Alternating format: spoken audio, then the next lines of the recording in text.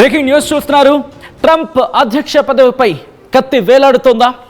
April 7వ తారీఖున ట్రంప్పై అభిశంసన తీర్మానాన్ని ప్రవేశపెట్టారు డెమోక్రాటిక్ ఎంపీ జాన్ లార్సన్. రాజ్యాంగ విరుద్ధంగా వ్యవహరిస్తున్నారంటూ 13 అంశాలతో అభిశంసన తీర్మానాన్ని ప్రవేశపెట్టడం జరిగింది. కాంగ్రెస్ అనుమతి లేకుండా ఇరాన్పై అక్రమ యుద్ధానికి దిగడం, ఇరాన్లోని పౌర మౌలిక సదుపాయాలను లక్ష్యంగా చేసుకోవడంపై ఆగ్రహం వ్యక్తం చేయడం జరుగుతోంది అక్కడి సభ్యులు. ట్రంప్ మానసిక పరిస్థితి సరిగ్గా లేదు అంటూ ఆయన చేతిలో న్యూక్లియర్ కోడ్స్ ఉండడం ప్రమాదం అంటూ వాళ్ళు చెప్పుకొస్తున్నారు. 25th అమెండ్మెంట్ ద్వారా ట్రంప్ను తొలగించాలంటూ డిమాండ్ను తెర మీదకి తీసుకురావడం జరుగుతోంది. ఇరాన్ నాగరికతను నాశనం చేస్తా అంటూ ట్రంప్ చేసిన పోస్ట్ను యుద్ధ నేరంగా భావిస్తూ ఉన్నారు డెమోక్రాట్లు. ఈ క్రమంలో ట్రంప్పై అభిశంసన తీర్మానం వెళితే ట్రంప్ నెగ్గే పరిస్థితి ఉందా, లేకపోతే అభిశంసనకు ట్రంప్ తలొగ్గే అవకాశం ఉందా? నెగ్గే అవకాశం ఉందా, తలొగ్గే అవకాశం ఉందా? ఏం జరగచ్చు? ఎవరి బలబలాలేంటి? ఎవరికి ఎటువంటి బలం ఉంది? ట్రంప్కు సొంత ఇంట్లోనే సొంత కుంపటి తప్పదా? దీని గురించి డీటెయిల్గా మాట్లాడుకోబోతున్నాం. ఇక ఆలస్యం లేకుండా నేరుగా గ్రాఫిక్స్లోకి వెళ్ళిపోయే ప్రయత్నం చేద్దాం. ముందుగా వీళ్ళ హౌస్ ఆఫ్ రిప్రజెంటేటివ్స్ను చూసే ప్రయత్నం చేద్దాం. హౌస్ ఆఫ్ రిప్రజెంటేటివ్స్ అంటే దిగువ సభ. ఒక విధంగా చెప్పాలంటే మన లోక్సభ లాంటిది. ఒకసారి నేను గ్రాఫిక్స్ చూపించే ప్రయత్నం చేస్తాను. Here it is. వీళ్ళ హౌస్ ఆఫ్ రిప్రజెంటేటివ్స్ మీరు చూడడం జరుగుతోంది. ఇక్కడ మొత్తం సభ్యుల సంఖ్య 435. ఇది మొత్తం 435 సభ్యుల సంఖ్య హౌస్ ఆఫ్ రిప్రజెంటేటివ్స్ అంటే కనుక ఇది మొత్తంగా చూసుకుంటే 435. సో 435లో 50% వస్తే చాలు, అంటే 218 రావాలి. ఈ 218కి ఇక్కడ డెమోక్రాట్లకు సంబంధించి మాట్లాడుకుంటే కనుక డెమోక్రాట్లకు కూడా బలం ఏంటి అండ్ రిపబ్లికన్ బలం ఏంటి? రిపబ్లికన్లకు 217 మంది, రిపబ్లికన్లకు 217 నుంచి 218 మంది సపోర్ట్ ఉంది అనేది వినిపించే మాట. అట్ ద సేమ్ టైం డెమోక్రాట్స్లకు 214. అంటే మీరు చూస్తే ఈ మార్జిన్ 218కి 214కి కేవలం డిఫరెన్స్ 4 మాత్రమే.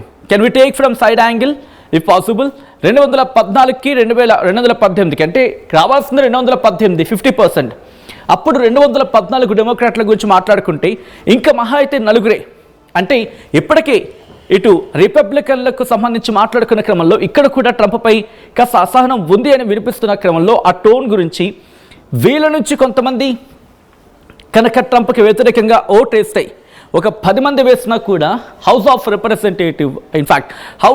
రిప్రజెంటేటివ్స్ అంటే వాళ్ళ దిగువ సభలో మెజారిటీ సాధించడం ఖాయం. ఇక్కడ ట్రంప్ పదవికి గండం పడ్డం, ఇన్ఫ్యాక్ట్ చెప్పాలంటే గండి పడ్డం ఖాయం. ఇక్కడ ఓకే, మరి ఎగువ సభ పరిస్థితి ఏంటి మాట్లాడుకునే ప్రయత్నం చేద్దాం. Moving on to next graphic వెళ్ళే ప్రయత్నం చేస్తే ఇక్కడ మీరు చూస్తే యునైటెడ్ స్టేట్స్ సెనేట్ గురించి మాట్లాడుకుంటే ఇక్కడ మొత్తంగా మాట్లాడుకున్న సందర్భంలో ఇక్కడ మొత్తం 100 మంది ఉంటారండి. ఇక్కడ సెనేట్ అంటే మన రాజ్యసభ అంటది అనుకుందాం. ఫర్ ఎగ్జాంపుల్ కంపారిజన్ చెప్పే ప్రయత్నం చేస్తున్నాను. సో 100 మంది ఇక్కడ ఉంటే కనుక 2/3 మెజారిటీ రావాలి, అంటే అరౌండ్ 67% ఇక్కడ ఓట్లు సంపాదించుకోవాల్సి ఉంటుంది. So 2/3 majority. సో ఇక్కడ 67 ఓట్స్ సంపాదించుకోవాలి. ఇక్కడ మీరు చూస్తే రిపబ్లికన్లకు 53 మంది సపోర్టర్స్ లేకపోతే 53 మంది రిప్రజెంటేటివ్స్ ఉన్నారు సెనేట్లో. అండ్ అదే డెమోక్రాట్లకు 47 మంది మాత్రమే ఉన్నారు. ఇక్కడ చూసుకుంటే కనుక అంటే 47 అంటే 47 కూడా కాదు, దీంట్లో ఇండిపెండెన్స్ కూడా ఉన్నారు. ఐ థింక్ 2 ఇండిపెండెన్స్ అనేది మనకు అందుతున్న సమాచారం. కాబట్టి 45 అనుకుందాం. 47 ఇండిపెండెంట్లు కూడా ఇటు డెమోక్రాట్ల ఖాతాలో వేసేద్దాం. సో 47 మంది. ఇక్కడ మ్యాజిక్ ఫిగర్ అంతా అంటే అభిశంసన తీర్మానాలు నెగ్గాలంటే 67 మంది.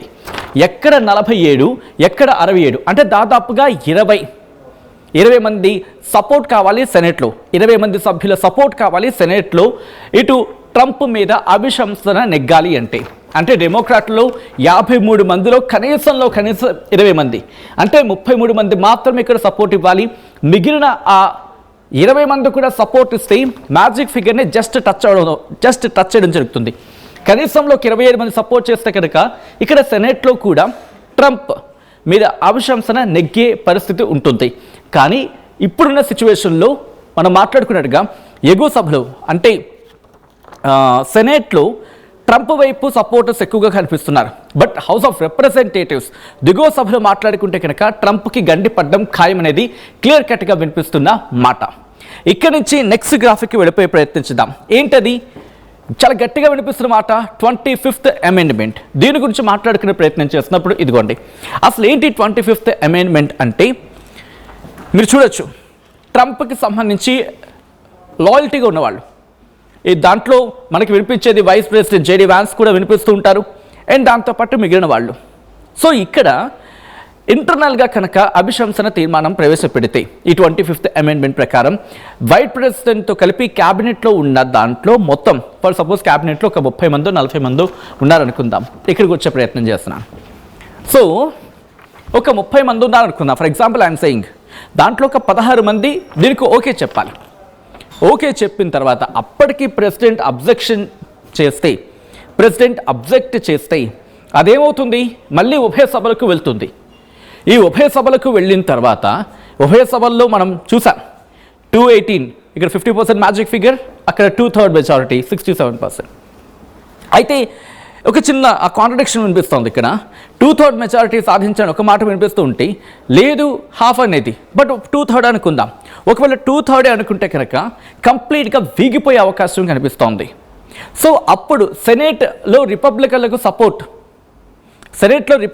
సపోర్ట్ ఎక్కువగా ఉంది కాబట్టి ట్రంప్ పోస్ట్ లాక్ అయిపోయే అవకాశం ఉంది. అంటే ట్రంప్ పోస్ట్కి గండం ఏది లేదు.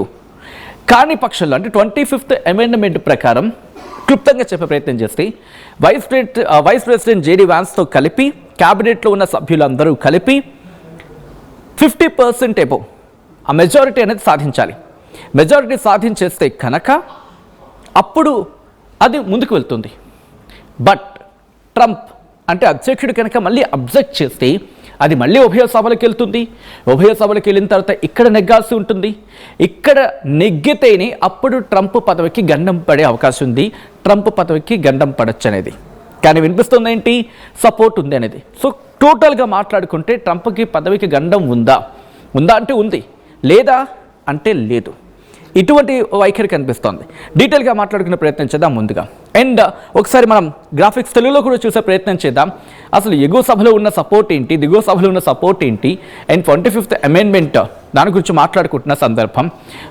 ఓకే, దాని గురించి డీటెయిల్గా మాట్లాడుకునే ముందు మీరు చూడొచ్చు, ట్రంప్కి ఇప్పటికే 81 మంది సపోర్టర్స్ ఉన్నారు. పార్టీ లాయల్గా ఉన్న వాళ్ళు ఉన్నారు. ట్రంప్కి లాయల్గా ఉన్న వాళ్ళు ఏకంగా 81% ఉన్నారు. Republican party support 81%, party approval అని చెప్పి అంటే అర్థం చేసుకోవచ్చు ఇక్కడ. దాంతోపాటు సెనేట్లో సేఫ్ నెట్ కనిపిస్తుంది 53 సీట్స్. అండ్ దాంతోపాటు ఇంకొకటి ఏంటి, సుప్రీంకోర్టులో మెజారిటీ కూడా ట్రంప్ నియమించిన వాళ్ళు ఎక్కువ మంది ఉన్నారు. So Trump appointed majority federal judiciary అపాయింట్మెంట్స్లో. సో ఇక్కడ రెండు వైపులా కూడా సపోర్ట్ కనిపిస్తోంది. సో ఈ క్రమంలోని గెలిచే అవకాశం అంటే ట్రంపే గెలిచే అవకాశం కనిపిస్తోంది. బట్ మనం మాట్లాడుకున్నట్టుగా వీగిపోయే అంశం అంటే ఎప్పుడైతే అభిశంసన తీర్మానం ప్రవేశపెట్టారో అక్కడ రెండు ఉభయ సభల్లో కూడా ట్రంప్ అభిశంసన నెగ్గితే ట్రంప్ పదవికి గండం ఖాయం. ఒకసారి మనం తెలుగులో కూడా చూసే ప్రయత్నం చేద్దాం. ఇండైరెక్ట్గా తెలుగులో కూడా మాట్లాడుకునే ప్రయత్నం చేద్దాం. Here it is. ఇక్కడ క్లుప్తంగా చెప్తే హౌస్ ఆఫ్ రిప్రజెంటేటివ్స్ దిగువ సభలో 435 స్థానాలు మొత్తంగా ఉంటాయి. కావాల్సిన మెజారిటీ 218, ప్రస్తుత బలం డెమోక్రాట్లకు 214, రిపబ్లికన్లకు 217 నుంచి 218. మెజారిటీకి మహా అయితే 4 స్థానాల దూరంలో ఉండిపోయిన పరిస్థితి డెమోక్రాట్లు. నెగ్గాలంటే కనీసం 4 నుంచి 5 రిపబ్లికన్ ఎంపీలు డెమోక్రాట్లతో కలవాల్సి ఉంటుంది. సో క్రాస్ ఓటింగ్ జరిగే అవకాశం ఉండొచ్చు అని చెప్పి మనకి భావించవచ్చు. లేదు డెమోక్రాట్లే కొంతమంది క్రాస్ ఓటింగ్ రిపబ్లికన్కి సపోర్ట్ చేశారు అనుకుందాం ఫర్ సపోజ్, అప్పుడు ట్రంప్ ఇక్కడ నెగ్గే అవకాశం ఉంటుంది. కానీ మెజారిటీ చూసుకుంటే కనుక 218 కాబట్టి ఒక 4 రిపబ్లికన్లు ట్రంప్ మీద కోపంగా ఉన్నవాళ్ళు, ట్రంప్ మీద అసహనంతో ఉన్నవాళ్ళు వీళ్ళు కనుక చేస్తే ఇక్కడ డెమోక్రాట్లకి నెగ్గే అవకాశం ఉంటుంది. మూవ్ ద నెక్స్ట్ గ్రాఫిక్ వెళ్దాం. సెనెట్లో ఎగువ సభ మొత్తం 100 స్థానాలు ఉంటాయి. 2/3 మెజారిటీ అంటే సూపర్ మెజారిటీ 67%. డెమోక్రాట్లు ప్లస్ ఇతరులు కలిపి 47 మంది ఉన్నారు. రిపబ్లికన్లో 53 మంది ఉన్నారు. కాబట్టి ఎలా కాదన్నా ఇంకా 20 మంది సపోర్ట్, 20 మంది ఎంపీల సపోర్ట్ ఒక విధంగా చెప్పాలంటే ఇక్కడ అవసరం. సో ట్రంప్ను తొలగించాలంటే డెమోక్రాట్లకు అదనంగా 20 మంది రిపబ్లికన్ సెనేటర్ల మద్దతు అవసరం అని చెప్పుకోవాలి. ఇక్కడ అది అసాధ్యంగా కనిపిస్తోంది. ఒకవేళ అదే జరిగితే ట్రంప్ ఇక పని అయిపోయినట్టే, వీగిపోయినట్టే, అభిశంసన నెగ్గి ట్రంప్ పదవి పోయినట్టే. కానీ జరిగే పరిస్థితి ఇక్కడ కనిపించట్లేదు. మరి 25th అమెండ్మెంట్ ఏంటి నెక్స్ట్ చూద్దాం. Move to the next graphic. Trump రాజకీయ బలం గురించి మాట్లాడుకునే ప్రయత్నం చేద్దాం. ముందుగా ట్రంప్ వెంటే ఏకంగా 80% పైగా సభ్యులు రిపబ్లికన్ పార్టీలో ఉన్నారు. సెనెట్లో రిపబ్లికన్ ఆధిపత్యం ట్రంప్కు అనుకూలంగా ఉంది. అతిపెద్ద సేఫ్టీ నెట్ కింద మాట్లాడుకుంటున్నారు. Safe net what it maybe. ఇక న్యాయ వ్యవస్థలో ట్రంప్ నియమించిన మెజారిటీ జడ్జెస్ ఉన్నారు. అక్కడ న్యాయమూర్తులు ఉండడం కూడా ఇక్కడ కలిసి వచ్చే అంశం. Moving on to the next గ్రాఫిక్ని చూసే ప్రయత్నం చేద్దాం. Here it is. Next graphic గురించి మాట్లాడుకునే ప్రయత్నం చేసినప్పుడు ఓకే, రాజ్యాంగ సవరణ గురించి మాట్లాడుకుంటున్న సందర్భం ప్రెసిడెంట్ అండ్ వైస్ ప్రెసిడెంట్ అలాగే మెజారిటీ క్యాబినెట్ అంగీకరించాలి. ఒకవేళ ఆయనకు సంబంధించి అభిశంసన పెట్టాలంటే అధ్యక్షుడు అభ్యంతరం చెబితే ఉభయ సభల్లోనూ మళ్ళీ 2/3 మెజారిటీ గెలవాల్సి ఉంటుంది. And vice president JD Vance Trump పక్షాన ఉండడంతో ఈ మార్గం క్లోజ్ అయినట్టు అనేది ఇక్కడ వినిపించే మాట. Is it so? నిజంగా జేడీ వాన్స్ ట్రంప్తోనే ఉన్నాడా? ఎందుకంటే ఈ క్వశ్చన్ రైజ్ అవుతోంది. యుద్ధం ప్రారంభమైంది ఎప్పుడు? 28న ప్రారంభమైంది. యుద్ధం 28న ప్రారంభమైతే ఇక్కడ పీట్ హెగ్సేత్ మాట్లాడుతున్నారు, మార్క్ రూబియో మాట్లాడుతూ ఉన్నారు. అంటే వాళ్ళ హోమ్ కావచ్చు, వాళ్ళ వార్ మినిస్ట్రీ వీళ్ళు మాట్లాడుతున్నారు తప్ప జేడీ వాన్స్ ఎక్కడ బయటకు వచ్చి మాట్లాడిన దాఖలాలు పెద్దగా కనిపించలేదు మనకి.